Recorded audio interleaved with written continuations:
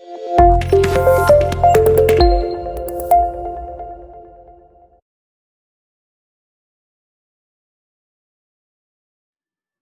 है question number 11।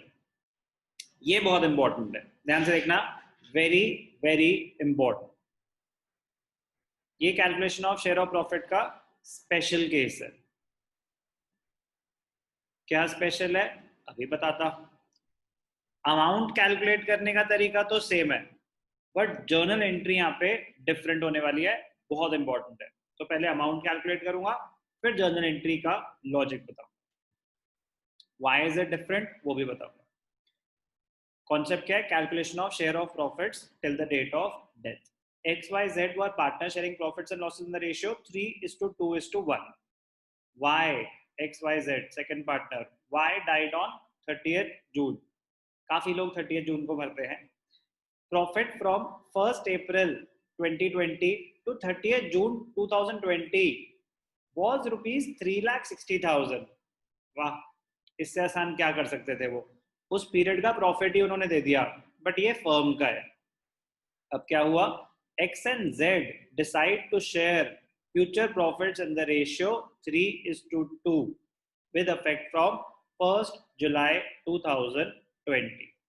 तो पहले तो कैलकुलेशन का कर लेते हैं। कैलकुलेशन पार्ट बहुत ही आसान है। उस पीरियड का प्रॉफिट ऑलरेडी गिवन है, तो प्लीज अपने दिमाग से काम लेंगे। तो Y मरा, तो Y पहले तो सिर्फ छोटी सी बात की, Y शेयर ऑफ प्रॉफिट्स कितने हैं फर्म के प्रॉफिट्स? 3,60,000 3 मंथ्स के। तो Y कौन है?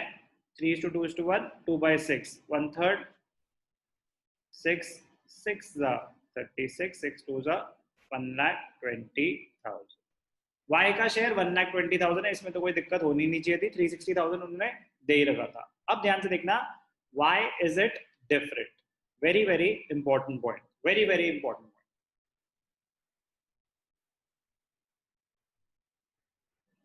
When there is a change in the profit sharing ratio, when there is a change in the profit sharing ratio among the remaining partners on the death of a partner,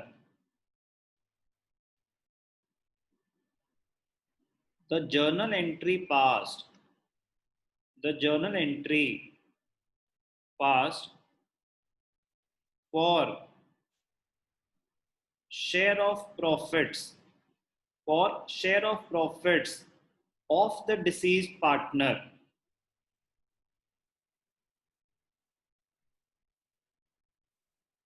will be gaining partners capital account debited to sacrificing partners capital account। Normal entry जो हम goodwill की करते हैं, वही entry share of profits की होगी।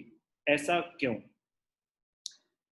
अगर वो आपस में प्रॉफिट शेयरिंग रेशियो चेंज कर रहे हैं, इसका मतलब वो प्रॉपर रिकॉन्स्टिट्यूशन कर रहे हैं, नया पार्टनरशिप अग्रीमेंट बना रहे हैं, सब कुछ हो रहा है। तो वो कह रहे हैं कि ठीक है, जो भी डिसीज पार्टनर का शेयर है ना, हम उसको दे देते हैं अपने एंड से। जब उनका प्रॉफिट शेयरिंग रेशियो चेंज नहीं हो रहा था, तो उन्होंने एक इमेजिनरी अकाउंट, एक फिक्टिशियस अकाउंट क्रिएट कर दिया था पीएनएल सस्पेंस के नाम से, और बस एक एंट्री पास कर दी थी कि उसको उसका शेयर दे दो, हम अभी अपने कैपिटल में से नहीं दे रहे, आगे जाके जब हम बुक्स क्लोज करेंगे तब देख लेंगे क्या करना है। बट जब उन्होंने आपस में प्रॉफिट शेयरिंग रेशियो चेंज करने का डिसाइड कर ही लिया, तो कह रहे हैं कि प्रॉपर कैलकुलेशन करो, अकाउंट्स ढंग से क्लोज करो। सैक्रिफाइसिंग, जो पार्टनर जिसकी डेथ हो गई उसको फर्क नहीं पड़ता इन सब चीजों से, जिसकी डेथ हो गई उसको कोई फर्क नहीं पड़ता इन सब चीजों से। क्यों फर्क नहीं पड़ता? उसको तो उतने ही पैसे मिल रहे हैं।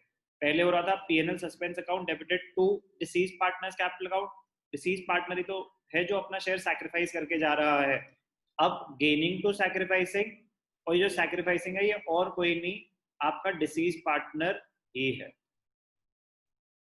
तो शेयर ऑफ प्रॉफिट की entry when they decide to change the profit sharing ratio among themselves, we are talking about the remaining partners.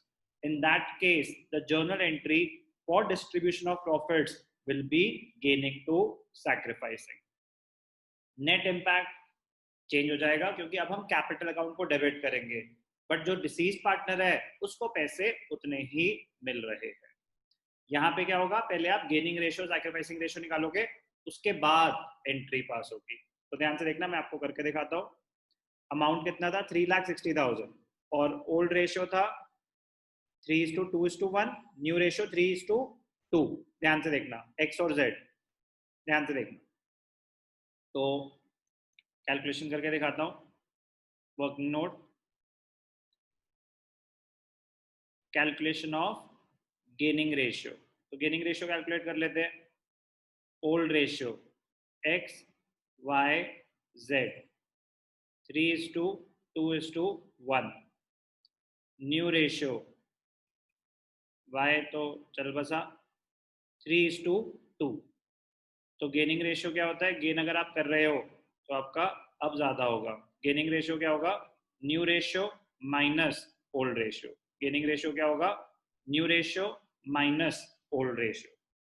तो x का गेन, न्यू रेशियो क्या है 3/5, ओल्ड रेशियो क्या था 3/6, 6/5 30, 6/3 18 माइनस 15, 3/30। y का न्यू रेशियो 2, y तो इस दुनिया में नहीं रहा, z का रेशियो 2/5 माइनस पहले क्या था 1/6, 6/5 30, 6/2 12 माइनस 5, 7/30, 7 + 3 10, 10/30 1/3, 2/6 1/3। y का शेयर क्या था 2/6 विच इज इक्वल टू 1/3, वो चला गया, x और z ने उसका शेयर ले लिया। गेनिंग रेशियो क्या है 3:7, 3/30 है तो और 7/30 है तो उनका एक्चुअल गेन है। यहाँ तक कैलकुलेशन क्लियर है? अभी तक कोई डाउट है रेशियो कैलकुलेशन में? जल्दी बोलेंगे। ठीक है, अब ध्यान से देखना। फर्म्स प्रॉफिट उस पीरियड का ऑलरेडी गिवन है 3,60,000। वाई मरा तो Y's share is equal to 3,60,000 into 2/6, वो हमने कर लिया था 1,20,000 आया। अब ये 1,20,000 कौन देगा उसको, या तो आप 1,20,000 का 3:7 कर दो, या 3,60,000 का 3/30 और 7/30 कर लो, एक ही बात रहेगी। तो 1,20,000 अब कौन देगा, x और z देंगे। किस रेशियो में देंगे, 3:7 के रेशियो में देंगे।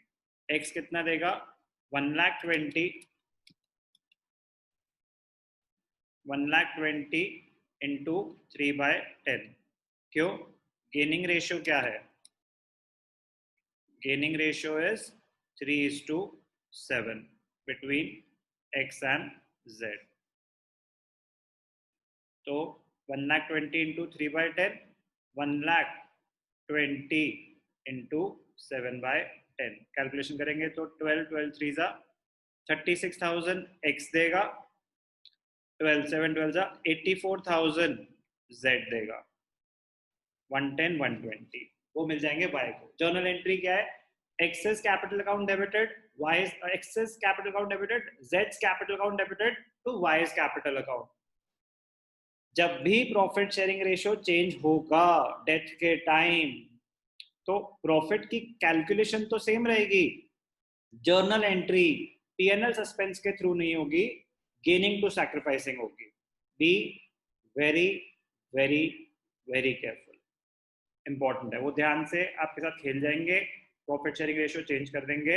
आपको ये समझ आना चाहिए कैलकुलेशन तो सब सेम रहेगी, बट जर्नल एंट्री डिफरेंट पास हो जाएगी। तो x और z तो ठीक है, ये t कोई नहीं है, t y है। तो y इज कैपिटल अकाउंट, उसको मिलेंगे 120, x को डेबिट कर दिया 36, कैलकुलेशन आपको समझा दी, z को डेबिट कर दिया 84, कैलकुलेशन आपको समझा दी। गेनिंग रेशियो 3:7 है, ये भी आपको समझा दिया। Very very very very important question. तो स्पेशल केस क्या था? When there is a change in profit sharing ratio at the time of death. At the time of death, when there is a change in profit sharing ratio at the time of death, अगर profit sharing ratio change होगा तो PNL suspense के through entry pass नहीं होगी। Very very important question, question number 11 TS करेगा।